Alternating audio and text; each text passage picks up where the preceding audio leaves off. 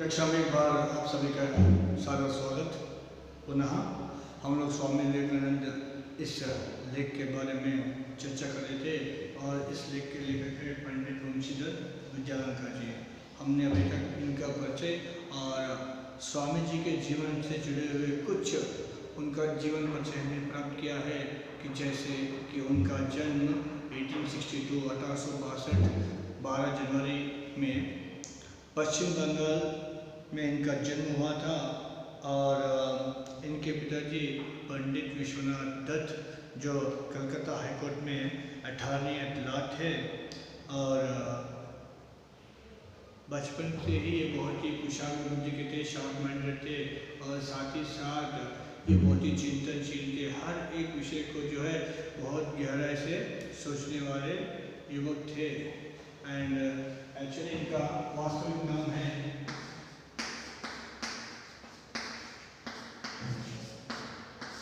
Narendranath.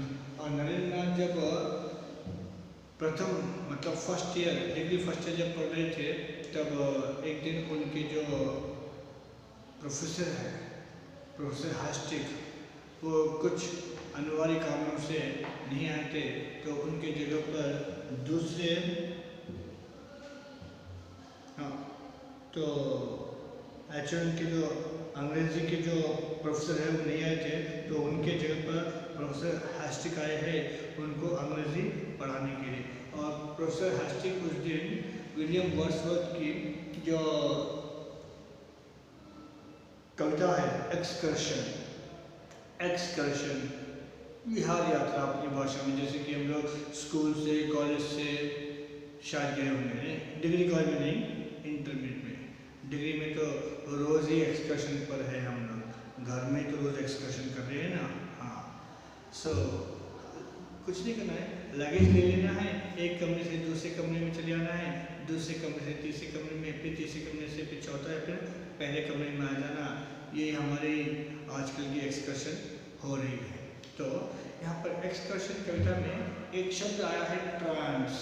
Trans का मतलब होता है समाधि की अवस्था में जो अनुभूति जो प्राप्त करते हैं, इट्स कॉल्ड एज ट्रांस। तो इस शब्द का जो भावार्थ है उसे समझाने में प्रोफेसर हास्टिक थोड़े बहुत अनईजी फील कर रहे थे, क्योंकि उनको समझाने में कठिनाई हो रही थी, क्योंकि कुछ बातें ऐसी होती है कि कहने से समझ नहीं आता है, उसको अनुभव करना होता है। तो उन्होंने कहा है कि मैंने दक्षिणेश्वर के पंडित या स्वामी रामकृष्ण परमहंस को देखा है उस ध्यान की अवस्था में जहाँ पर ध्यान समाधि में जब वो लीन होते हैं, तब मैंने उनको देखा है कि ट्रांस कैसा होता है। अगर आपको इसके बारे में और अधिक जानने की जिज्ञासा है तो आप जाकर दक्षिणेश्वर के पंडित या स्वामी रामकृष्ण परमहंस से मिलने की सूचना दे देते हैं। और इस प्रकार से पहली बार नरेंद्रनाथ को या फिर स्वामी विवेकानंद को जो है अपने गुरु रामकृष्ण परमहंस के बारे में परिचय प्राप्त हुआ था। ओके, तो इस प्रकार से विवेकानंद सबसे पहले अपने गुरु का नाम सुने। उन्होंने बीए की उपाधि प्राप्त कर लिया और वे वकील बनने की सोच रहे थे। अभी तक जो बताया है वो लास्ट क्लास में हमने चर्चा की है, अब आप देखिए। उन्होंने बीए की उपाधि को प्राप्त कर लिया और वे वकील बनने की सोच रहे थे। एक दिन उनके एक चाचा उन्हें रामकृष्ण परमहंस के पास ले गए। उनसे मिलकर नरेंद्रनाथ के जीवन की दिशा बदल गई। रामकृष्ण परमहंस ने उन्होंने सच्ची शिक्षा प्राप्त की। वे उनके पास घंटों बैठे रहते थे और उनसे धर्म और वेदांत के संबंध में शिक्षा ग्रहण करते थे। श्री रामकृष्ण परमहंस की मृत्यु 16 अगस्त 1886 को हुई। उसके पश्चात स्वामी विवेकानंद ने उनके समस्त कार्यभार को अपने ऊपर ले लिया। 4 वर्ष तक उन्होंने कलकत्ता के निकट रामकृष्ण मठ को संभाला। इसके पश्चात वे सन्यासी हो गए, उनका नाम विवेकानंद हो गया। वे आध्यात्म और ध्यान के लिए हिमालय गए, वहाँ से वे तिब्बत गए एंड 1890 में वे कलकत्ता से बिहार उत्तर प्रदेश, और दिल्ली गए। दिल्ली से राजस्थान, गुजरात, महाराष्ट्र, कर्नाटक, केरल और मद्रास गए। मद्रास से हैदराबाद और हैदराबाद से मद्रास गए। जब तक उन्हें कोई रेल का टिकट नहीं खरीद देता था, वे पैदल यात्रा करते थे। वे इस प्रकार समस्त भारतवर्ष की यात्रा 3 वर्ष तक करते रहे। उनसे जो लोग मिलते थे, वे उनसे मिलकर उनकी आकृति, प्रतिभा, नाम और ज्ञान से बहुत प्रभावित होते थे। जो लोग उनसे प्रश्न पूछते थे तो वे उनका उत्तर देते थे। वे आवश्यकता के अनुसार अंग्रेजी, संस्कृत, हिंदी और बंगाली में उत्तर देते थे। हिंदी को सन्यासियों की सामान्य भाषा कहा जाता है। सो जब वो डिग्री प्राप्त कर चुके थे, बीए की उपाधि,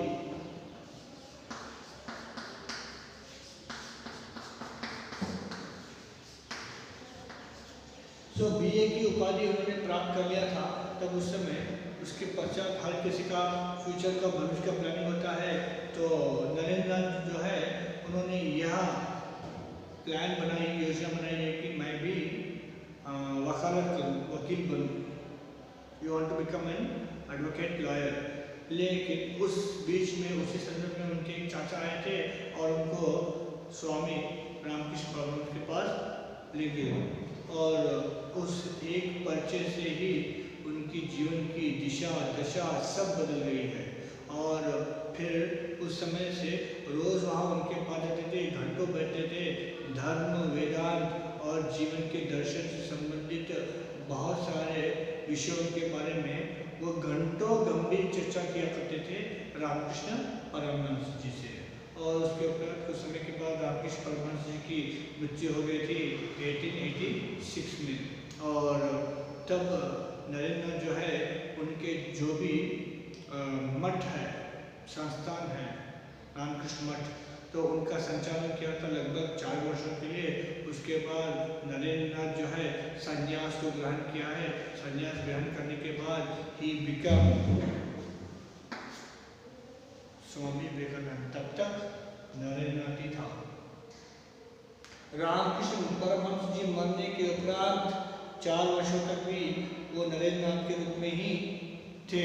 उसके बाद फिर संन्यास ग्रहण करने के बाद वो विवेकानंद बन गए, क्योंकि उनके अंदर की विवेक जागृत हो गया था।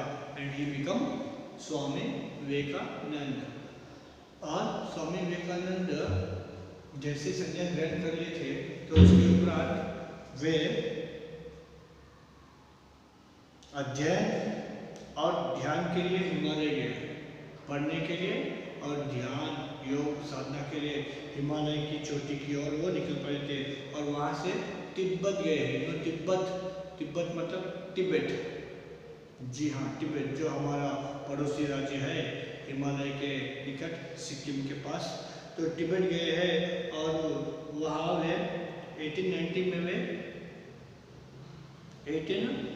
वे कलकत्ता से बिहार से उत्तर प्रदेश से दिल्ली गए। दिल्ली से राजस्थान, गुजरात, महाराष्ट्र, कर्नाटक और मद्रास गए हैं।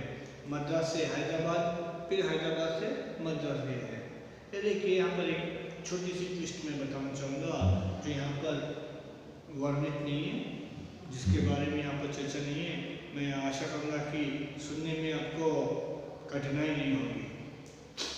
हर एक जगह पे गए हैं एक बार, फिर दूसरी बार नहीं गए, लेकिन यहाँ पर मद्रास से हैदराबाद गए, फिर हैदराबाद से फिर मद्रास गए हैं। कारण क्या है? तो किसी ने ऐसे पूछा था कि क्यों गुरुजी, आप तो सारे प्रांत में एक बार विजिट किए, लेकिन यहाँ पर 2-2 बार विजिट किए हैं।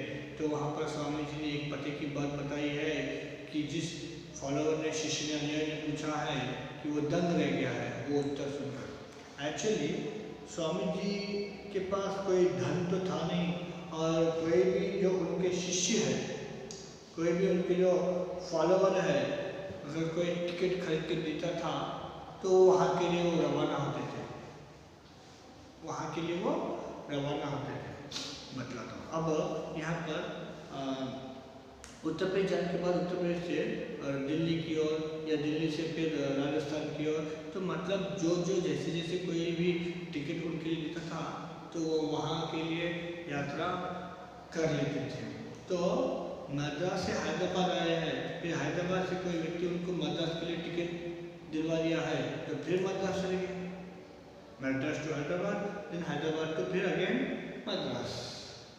ओके, तो कारण ये है, मतलब जब तक उनको कोई रेल का टिकट नहीं दिलवाता था तब तक वो वही उसी जगह पर डटे रहते थे, और उसके उपरांत कोई उनका जो फॉलोअर है, शिष्य है, कोई भी उनको मानने वाला कोई कहीं का टिकट दिलवा देता तो वो दूसरी जगह के लिए यात्रा करते थे। स्वामी जी इस प्रकार 3 वर्षों तक पूरा भारत का भ्रमण किया था, 3 years।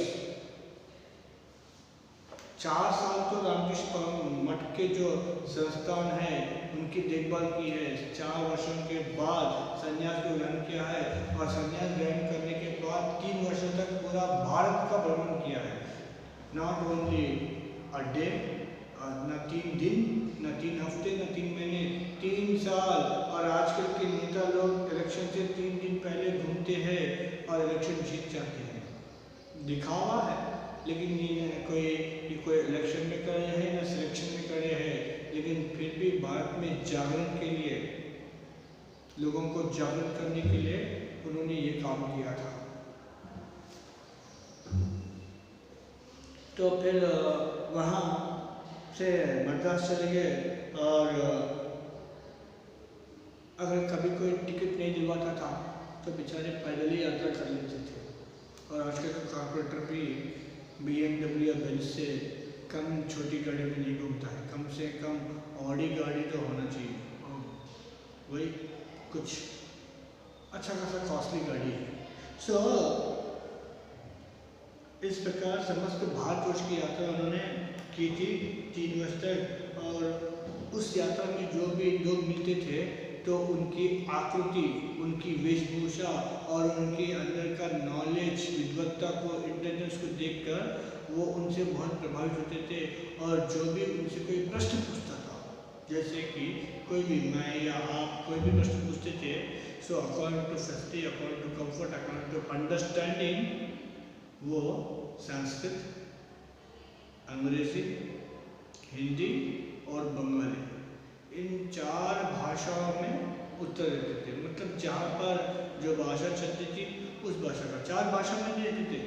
जैसे कि उत्तर भारत में है, जैसे कि पश्चिम बंगाल में या फिर किसी और जगह पर, उड़ीसा में है या असम में है, तो वहाँ पर बंगाली खूब चलती है और लोग समझते भी हैं, तो वहाँ पर बंगाली। अगर दक्षिण उत्तर भारत में इस ओर चले जाते थे, राजस्थान, गुजरात, तो उस ज़माने में वहाँ पर संस्कृत बहुत चलता था, मध्य प्रदेश में, यूपी में, बिहार में चलता था। और इतने नहीं, जब नीचे आते थे मद्रास में, तो मद्रासियों को या तमिल भाषियों को ना पश्चिम मतलब बंगाली आती थी और ना ही संस्कृत। सो वहाँ पर वो अंग्रेजी का प्रयोग करते थे, और भारत के कुछ भागों में हिंदी का प्रयोग। सच कहूँ तो स्वामी जी ने स्वयं कहा है कि हिंदी भारत के सन्यासियों की भाषा है, क्योंकि हर कोई इस भाषा को समझता है, भले इसमें रिप्लाई नहीं देता होगा लेकिन समझते हैं। इतना क्यों, स्वामी जी की बात तो बहुत दूर की बात है। आज आप लोग टेलीविज़न देखते हैं, टीवी देखते हैं, या फिर कोई और, भले ही आप लोग ये जो है ना सामने मोबाइल, इसमें आप लोग जो भी प्रोग्राम देखते हैं, वीडियो देखते हैं, तो मैक्सिमम हिंदी भाषा का ही प्रयोग होता है, क्योंकि हिंदी भाषा को ही लोग ज़्यादा समझते हैं, इसलिए इसी भाषा में ज़्यादा एड्स बनाते हैं, क्योंकि it should be reachable to more and more people. हाँ, that is the intention behind that. Kanyakumari में 3 समुद्रों का संगम है, बंगाल की खाड़ी, हिंद महासागर और अरब सागर। कन्याकुमारी के समुद्र में एक शिला है, वे इस शिला पर भारतवर्ष की ओर मुख करके खड़े होंगे। उन्होंने भारतवर्ष पर दृष्टि डाली, उन्होंने भारतवर्ष के गुलामों का स्मरण किया जो कि घोर अज्ञान दैत्य के चुंगल में फंसे हुए थे और प्रत्येक दृष्टि से दुर्बल और असहाय थे। उन्होंने वहाँ खड़े होकर इस बात को अनुभव किया कि हमारे देश को धर्म की इतनी आवश्यकता नहीं है जितनी की शिक्षा और आर्थिक उन्नति की। इसके बिना भारतीयों का जीवन उन्नत नहीं हो सकता। उन्होंने इस शिला पर खड़े होकर यह संकल्प किया कि वे भारतवर्ष को इन दीन परिस्थितियों में से निकालने का प्रयत्न करेंगे।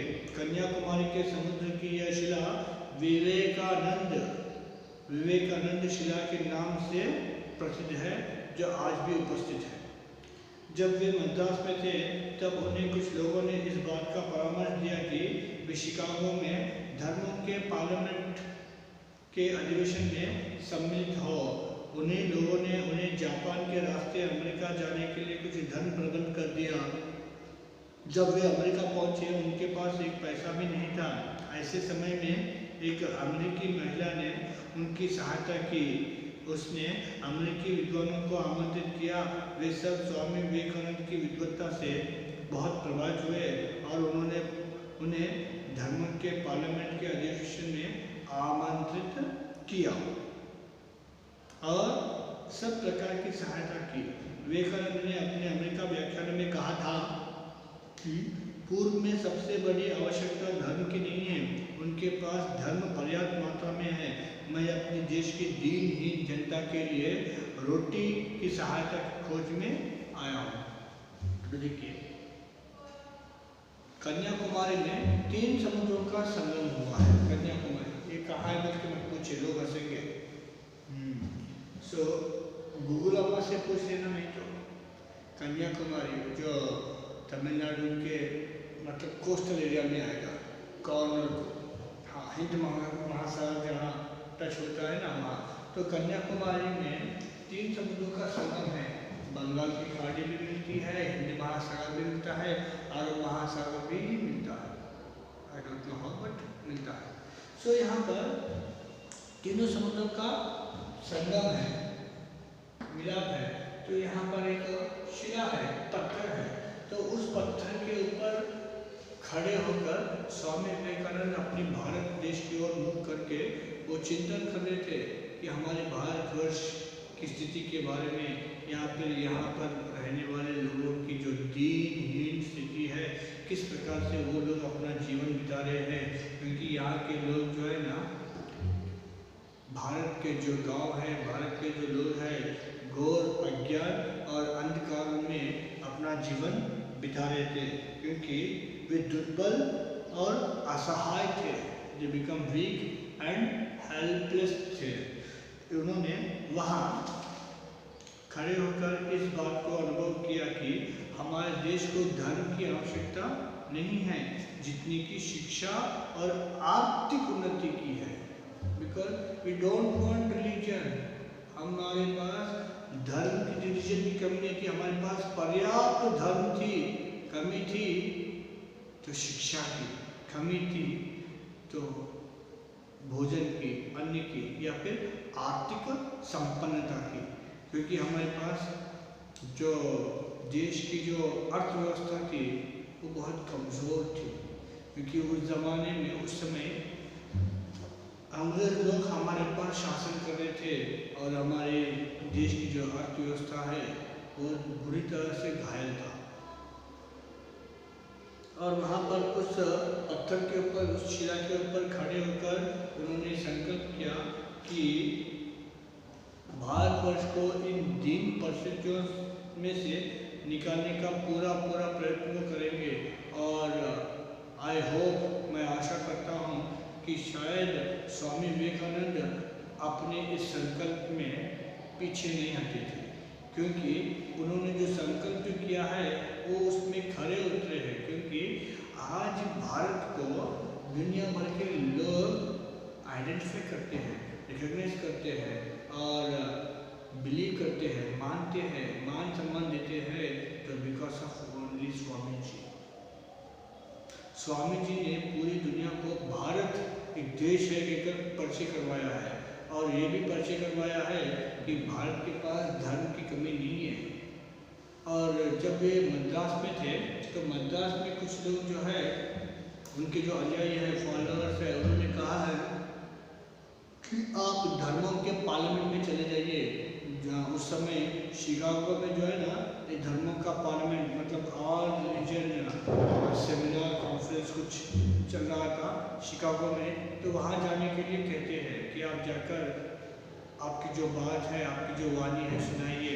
लेकिन जाने के लिए उनके पास धन नहीं था, तो जिन्होंने सुझाव दिया था उन्हीं लोगों ने स्वामी विवेकानंद के लिए कुछ धन का इकट्ठा किया है और उनके हाथ में देते हुए कहा है कि आप पानी की मांग से जापान होते हुए जापान से अमेरिका जा सकते हैं इजीली।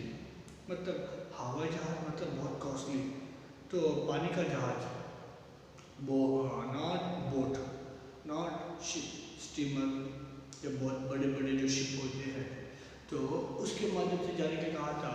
तो वहाँ से वो मद्रास से जापान चले गए हैं, फिर जापान से फिर अमेरिका।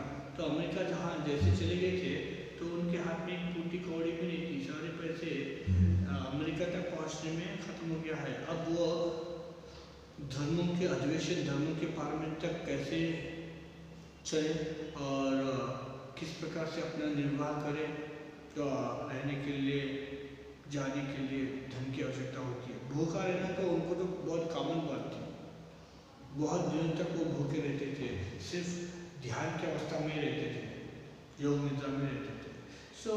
लेकिन अब धर्म के पार्लियामेंट अधिवेशन तक जाना है, तो वहाँ पर एक अमेरिकी महिला थी, तो उन्होंने उनकी सहायता की है। उस अमेरिकी महिला ने जो अमेरिका के कुछ बड़े बड़े धर्म के जो प्रचारक है उनको उन्होंने बुलाया है, और बुलाने के बाद जब उनसे चर्चा की गई है तो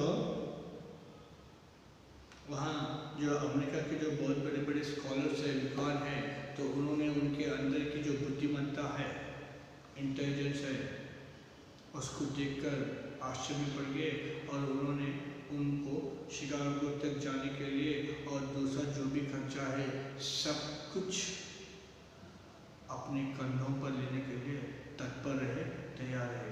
इस प्रकार से उस अमेरिका महिला के माध्यम से उन्होंने उस शिकागो के अधिवेशन तक पहुँचे और वहाँ उस अधिवेशन में पहुँचने के बाद उपरांत उन्होंने जो व्याख्यान दिए हैं वो आज भी बहुत ही कॉन्टेम्पररी है, समकालीन है और आज भी इम्प्लीमेंटेशन के योग्य है। तो उन्होंने कहा था कि पूर्व में सबसे बड़ी आवश्यकता धर्म की नहीं है, we don't want any kind of religious help, no, क्योंकि हमारे देश में धर्म की कमी नहीं थी, क्योंकि उस समय तक ही हमारे पास सनातन हैंडल धर्म बहुत ही बढ़िया स्थिति में था, जो हिंदू धर्म है। तो धर्म की कमी नहीं है यहाँ पर, संप्रदायों की, आचार विचारों की या ट्रेडिशन की कमी नहीं है, यहाँ पर धर्म अच्छे पोषण में है। तो मैं अपने देशवासियों के लिए यहाँ पर धर्म की खोज में नहीं आया हूँ, मैं आया हूँ अपने देशवासियों की भूख मिटाने के लिए, उनको शिक्षा दिलवाने के लिए, क्योंकि जो अज्ञानता में है, अंधकार में है या अंधविश्वासों में जकड़े हुए हैं, उनको बाहर निकालने के लिए मुझे आर्थिक संपन्नता की आवश्यकता है, इसलिए उसके खोज में मैं आया हूँ कहकर जब उन्होंने कहा। और स्वामी जी के विचारों के बारे में कितना भी कहा जाए उतना कम है। आगे देखिए क्या हुआ। अमेरिका में उनकी व्याख्यान माला का प्रबंध किया गया। विवेकानंद ने अपने व्याख्यानों में अमेरिका के लोगों को वेदांत तत्व को समझाने का प्रयत्न किया। वेदांत की दृष्टि से स्त्री और पुरुषों में कोई भेद नहीं है। अमेरिका की स्त्रियां उस समय पुरुषों के समान अधिकारों को प्राप्त करने का प्रयत्न कर रही थी। उन पर उनके व्याख्यानों का बहुत प्रभाव पड़ा। वे कहते थे कि धर्म का अंतिम उद्देश्य परमात्मा की अनुभूति है। इस अनुभूति के प्राप्त हो जाने पर मनुष्य अपने और दूसरे मनुष्यों में किसी प्रकार का भेद नहीं कर सकता। वे धर्म को एक महान अनुभूति समझते थे। उन्होंने धर्मों की अंधता, संकीर्णता और सामाजिक विषमता को दूर करने का प्रयत्न किया। विवेकानंद ने अपने एक अमेरिकी शिष्य को एक पत्र में लिखा था, यह सत्य है कि मैं भारतवर्ष को प्रेम करता हूँ, परंतु प्रतिदिन मेरी दृष्टि अत्यंत स्पष्ट होती जा रही है। हमारे लिए भारतवर्ष, इंग्लैंड और अमेरिका क्या अर्थ है? हम सब एक परमात्मा के सेवक हैं, हमें गलती से मनुष्य कहा जाता है। फैंटास्टिक। उन्होंने अपनी एक और पत्र में लिखा था, इसका प्रयत्न कीजिए कि सर्वैकता स्थापित हो, यूनिवर्सलिटी। सो यूनिवर्सलिटी स्थापित होनी चाहिए। सर्वैकता के लिए हमें सब कुछ बलिदान कर देना चाहिए। उन्होंने अपने अन्य पत्र में लिखा था, आपको किसानों, श्रमकारों और धनिकों में वर्गवाद को उत्पन्न नहीं करना चाहिए। विवेकानंद किसी तरह की जोर जबरदस्ती के पक्ष में नहीं थे। वे कहते थे, स्वतंत्रता विकास की पहली शर्त है। देखिए, स्वतंत्रता विकास की पहली शर्त। धन्य है वो देश जिस देश में ऐसे पूत पैदा हुए। पूत मतलब पुत्र, सुपुत्र पैदा हुए, जो देश के विकास के बारे में, देश की वृद्धि के बारे में, देश की प्रगति के बारे में उन्होंने अपने बारे में कुछ भी नहीं सोचा था। ये बिकम शाह, जो नरेंद्रनाथ है, जो स्वामी जी से पहले जो नरेंद्रनाथ जो थे, उनके पास धन की कमी नहीं थी। उनके पिताजी एक बहुत बड़े पद पर थे और ऑलमोस्ट एक जमींदार के बेटे के रूप में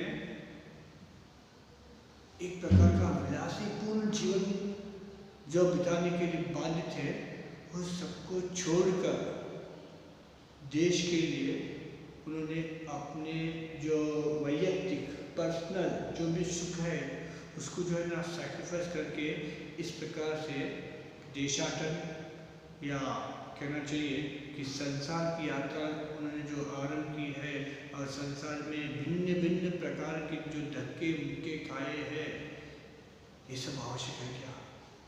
ये है सच्ची देशभक्ति। ऐसा लगता है कि जैसे गौतम बुद्ध मोक्ष को प्राप्त करने के लिए, सिद्धि को प्राप्त करने के लिए, सत्य के अन्वेषण के लिए जो अपना बड़ा सा जो महल है, बहुत बड़ा जो राज्य है और सुंदर पत्नी और एक सुकुमार बालक, सब कुछ सुख सुविधा को त्याग कर जैसे सत्य के अन्वेषण के लिए गौतम बुद्ध चले गए थे, इसी प्रकार देश के लिए ये महाशय अपना सब कुछ न्यौछावर, सब कुछ त्याग, सब कुछ बलिदान, सब कुछ कुर्बान करके चल दिए हैं।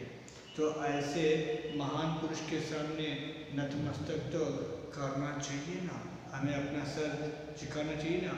क्योंकि भारत के संतों में अगर हम लोग किसी का नाम ले सकते हैं बिना किसी संकोच के, बिना किसी स्वार्थ के, तो वो स्वामी विवेकानंद है।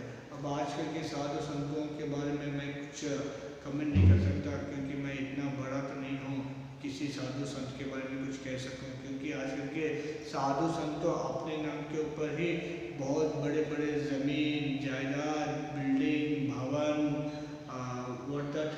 गौशालाएँ, पता नहीं क्या क्या कर देते हैं। इन्होंने अपने नाम के ऊपर एक कौड़ी भी नहीं रखा था। तो जब अमेरिका में उनके व्याख्यान की माला का प्रबंध हुआ था, तो हर एक अमेरिका उनके व्याख्यानों से प्रभावित हुए हैं, क्योंकि उन्होंने अमेरिकन को वेदांत तत्व को समझाने का प्रयत्न किया है। क्योंकि उस समय तक अमेरिका में जो है ना स्त्री और पुरुषों में वर्गभेद था, क्योंकि वहाँ पर पुरुष का डोमिनेशन था और स्त्री जो है ना उनकी एक कहना चाहिए लाइक स्लेव की तरह थी, हाँ गुलाम की तरह थी। क्योंकि वहाँ पर उस समय वहाँ की जो स्त्री है पुरुष की तरह बराबरी करना चाहती है। और जब उन्होंने व्याख्यान आरंभ किए थे तो उन व्याख्यान का पूरा प्रभाव वहाँ के समाज के ऊपर, उस देश के ऊपर रहा है। और इतना नहीं, उन्होंने कहा है कि धर्म का अंतिम उद्देश्य परमात्मा तक पहुँचना है, क्योंकि परमात्मा की अनुभूति ही सच्चा धर्म है। जिस धर्म के माध्यम से हमें परमात्मा की अनुभूति नहीं होती है वो तो अधर्म है, चाहे वो कोई भी नाम लीजिए, किसी भी धर्म का, आई डोंट केयर, कोई भी धर्म हो, चाहे हिंदू हो, मुसलमान हो, सिख हो, ईसाई हो, जिसको आप लोग मानते हैं उसकी अनुभूति नहीं होती है उस धर्म के माध्यम से, तो वो धर्म नहीं होता है। तो उस समय उनके जो व्याख्यान हैं उन सब के बारे में वहाँ के पत्र पत्रिकाओं में भी छपने लगे हैं और उन्होंने धर्मों की जो अंधता है, ब्लाइंडनेस है और संकीर्णता है, सामाजिक विषमता है, उसको दूर करने का प्रयत्न किया है। विवेकानंद ने अपने एक अमेरिका शिष्य को पत्र लिखा था कि ये सत्य है कि मुझे भारत देश से प्रेम है, लेकिन जब इंग्लैंड या फिर भारतवर्ष या अमेरिका, इससे क्या अर्थ है, क्योंकि ये सब तो परमात्मा की देन है और हम सब परमात्मा के सेवक हैं और हमें गलती से मनुष्य कहा जाता है। जब तक हमारे अंदर सर्वैकता की भावना, मतलब हम सब एक है, ये भावना नहीं आती, तब तक चाहे वो भारत हो, इंग्लैंड हो, अमेरिका हो, इससे फ़र्क नहीं पड़ता है। और हम लोग स्वामी विवेकानंद के विचारों के बारे में और भी आगे कक्षा में जानने का प्रयत्न करेंगे।